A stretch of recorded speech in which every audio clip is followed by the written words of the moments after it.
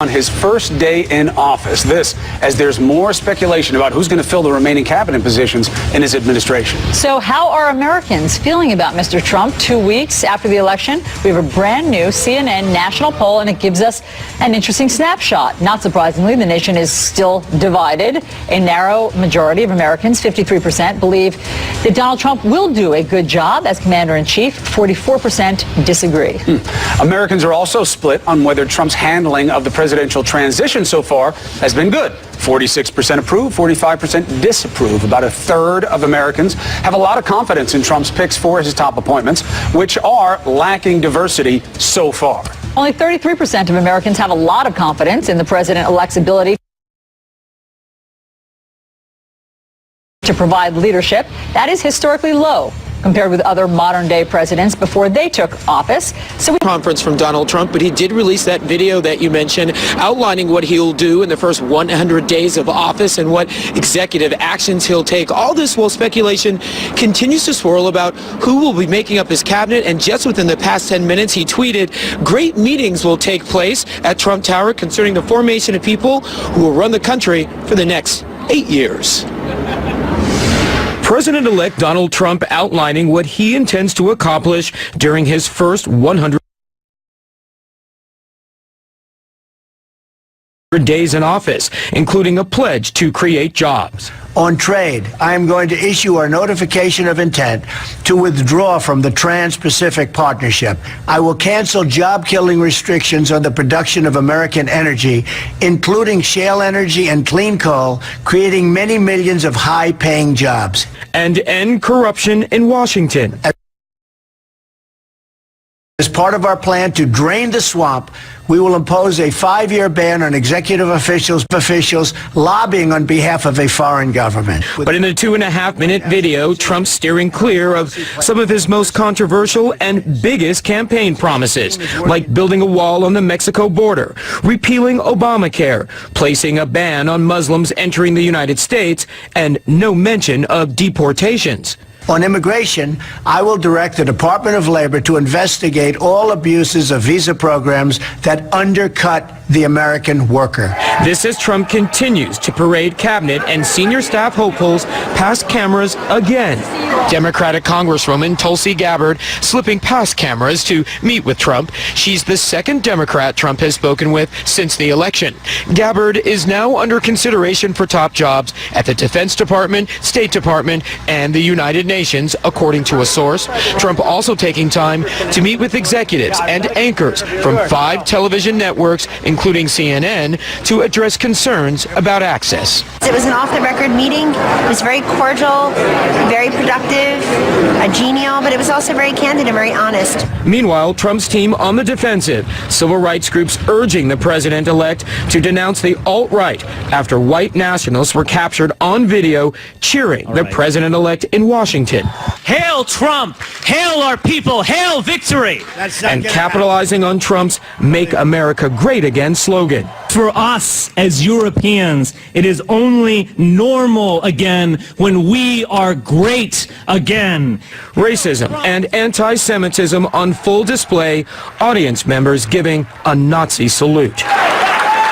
Without denouncing the alt-right by name, Trump's transition team said in a statement, President-elect Trump has continued to denounce racism of any kind, and he was elected because he will be a leader for every American.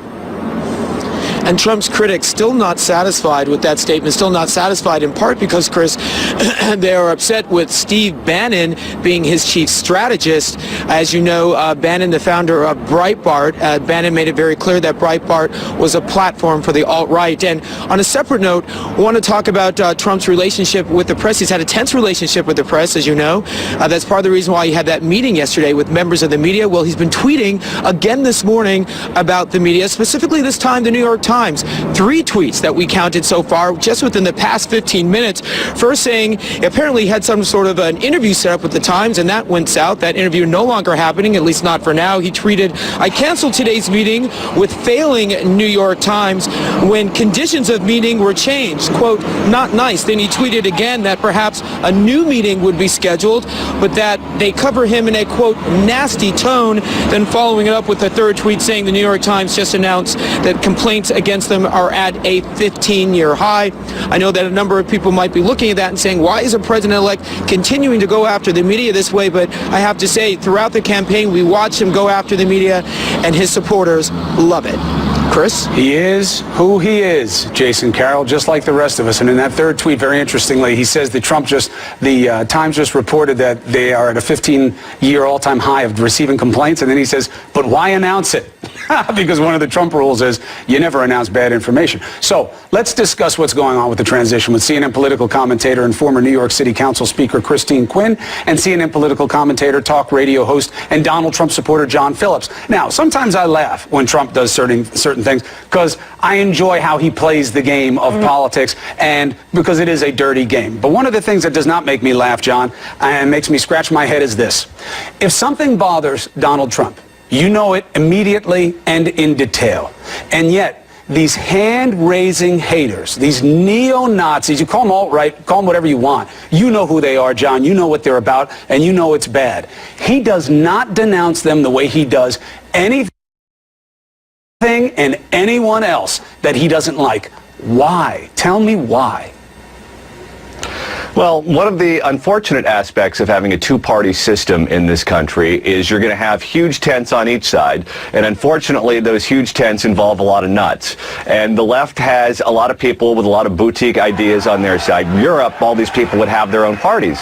And he did say, look, I want no part of these people. He did denounce them. In fact, if you go back to 2000 when he was thinking about running for the presidency under the Reform Party banner, he said, look, I don't want any part of them because I think David Duke that was part of that party at the time, and he said, I can't put my name on this. So he has denounced them. He has done it repeatedly, and unfortunately, you can't choose all of your supporters, and these jerks are proving that case. But John, hold on a second, because this isn't a point of debate. This is just fact.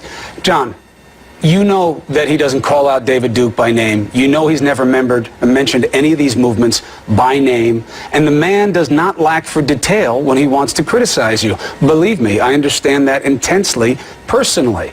Do you feel a little odd defending what is certainly wrong in this situation, John? It is wrong, not political tents. These are people raising their hands in a Nazi gesture, okay? This isn't just a little bit off the beaten path, and yet it's being ignored to a certain degree by a lack of specificity. It doesn't bother you. Why? Well, he has denounced them. He's denounced them not by name. And his political not by name. He shows them a respect. He shows no one else. We know the political game that his opponents try to use against him, which is they want Trump's name in the same headline as these kooks. Look, they're saying, hail Donald Trump, John. It's not about me. I wish I would never have to talk about these people. They're saying his name. You don't think that he would come out and denounce them the way he does anybody? He'll denounce the New York Times by name. Or the cast of Hamilton. You know, he'll come after them. I'll do it right now. They're kooks. They're racist. I know, but I didn't vote. You know, but you didn't get voted in as president. All right, let's talk about the agenda. Can I say one thing? They're not kooks. They're a dangerous... Yes, they are. No, they're worse than kooks. Kooks is like your aunt you're going to see at Thanksgiving, you know what I mean? Who wears a rain hat inside to Thanksgiving dinner. These people aren't kooks. They're a dangerous, racist, anti-Semitic group of people who are attacking the core values of America. And you had to go back 16 years to find any reference to Donald Trump mentioning David Duke. He didn't say that he denounced this group for what they did. He said he denounced racism. Completely different. This is serious on any day of the week. It's more serious because he's the president-elect, and even more serious incidents increase across the country since his election. He has an obligation to all Americans to stand up and denounce this group, denounce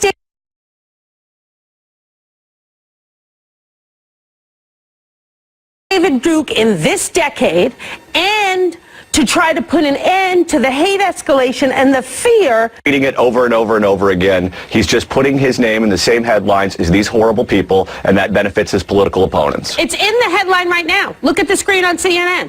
Should Donald Trump denounce alt-right? This isn't about trying to avoid a headline. God knows Donald Trump loves any headline. This is about him not being willing to stand up for Americans, to stand up for people of color, people of a Jewish faith, LGBT women. Do you believe in your heart of hearts that he's a white supremacist? I don't know what anymore is in Donald Trump's heart of hearts. Do you believe he's a white supremacist? What I know is that Donald Trump had an opportunity this weekend. Do you believe he's a white supremacist? What I know is he has put racists in the White House, and yes or no? Do you believe he's a white supremacist? And he had an opportunity to denounce white supremacy. Look, John, is he a white supremacist? Look, why doesn't he denounce? Let's move on to something else. But John, I'll tell you something. You think you're being clever. If these groups targeted you the way they target her and target me, you'd feel differently about it. Absolutely. All right? It's okay to be a white guy when you got all these other white guys raising their hand and pretending to be Nazis. Yeah, I know you want her to answer the question because then you can use it. He's a white supremacist. Yeah, but here's the thing.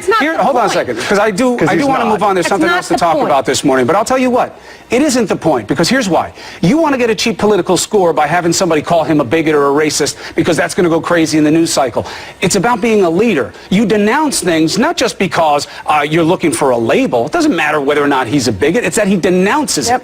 That's what he is as the leader of all people, that he says that that's not what we're about. It's not about getting a simple escapism of saying, well, if he's not a racist, then it's all okay. It's not okay. You denounce things are wrong. That's what leaders do. Now, you looked at his new list of agenda things of what he's going to do. Is there anything in there that you don't like? Because I got to tell you, it looks like a pretty attractive list. A lot of things in there I've seen come from Obama and Clinton's mouth before. Well, certainly I want to put very clearly that in the video, we don't have a lot of details. He's going to create all these jobs. Not uncommon from politicians or presidents. And a number of what I believe he's saying about energy are things that would be dreadful to the environment. I think very clearly in what he said is a move forward on fracking, which is incredibly dangerous. We've worked very hard. I'll get beat up by the left by this, but the science is not dispositive on fracking. You have places that have done it safely. And there are a lot of jobs in the balance of it, tens of thousands of jobs. The science is not there. What is clear is the science has not said it is never possible.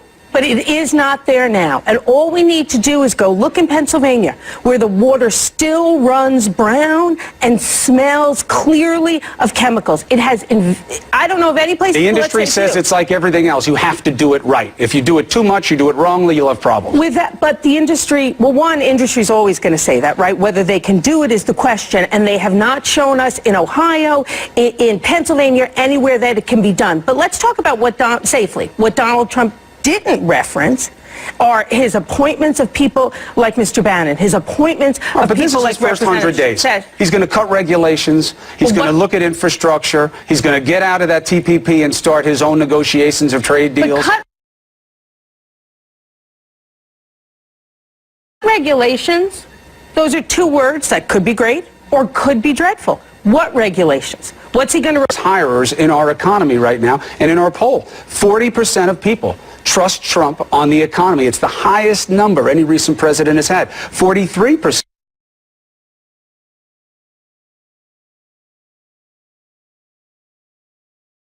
believe he's going to change the country for the better. Look, I applaud Americans, I really do, for being optimistic.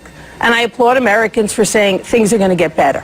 But we have, in the campaign and so far in the transition, seen no details about how he's going to create jobs. And when you cut regulations, you have to really understand what the potential collateral damage is. But you don't know that he's going to cut regulations you don't like. I'm saying he's trying to do something that the business world likes. We don't know. Well, but look, that's curious, because during the campaign, Donald Trump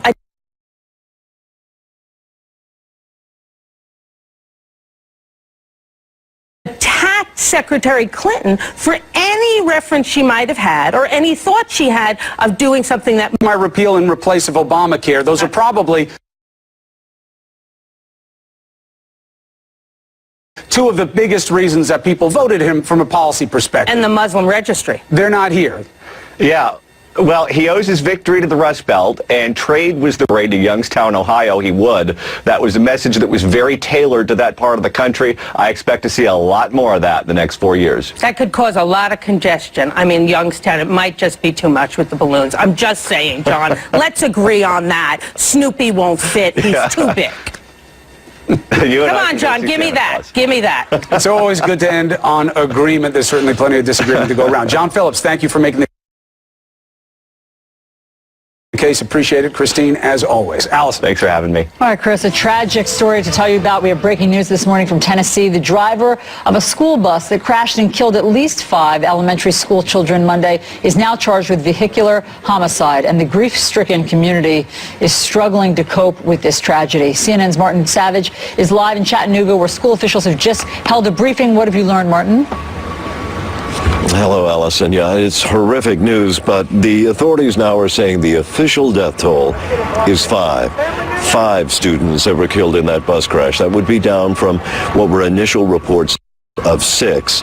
And there are 6 children that are said to be in intensive care and 6 other children that remain hospitalized, but otherwise all the other children that were on board that bus have now been released from the hospital and reunited with their families. As you've heard probably, the district attorney has now filed charges against the 24-year-old bus driver, and that is now a thorough criminal investigation, apparently, that is underway. Authorities have also put in the warrants and the various court documents to get the informational boxes, I think is the term they've used. That would be any kind of video that was on board the school bus and any other kind of telemetry. The school bus driver, whose record is being investigated right now, is said to be cooperating with authorities. There was no other vehicle involved except the bus here. Weather conditions clear and dry. Speed is being looked at as a possible culprit. Chris? Martin, this is just horrible any way you look at it. Hopefully the facts start the process of closure. We'll check back with you in a little bit. Appreciate the reporting this morning. So, the Trump transition team is going with some well-known names and a controversial one in Steve Bannon. This is a man who has said that his media outlet was a conduit for the alt-right, which is a nice way of saying a lot of groups with really ugly agendas. How will he influence the Trump administration? We have a panel debate next.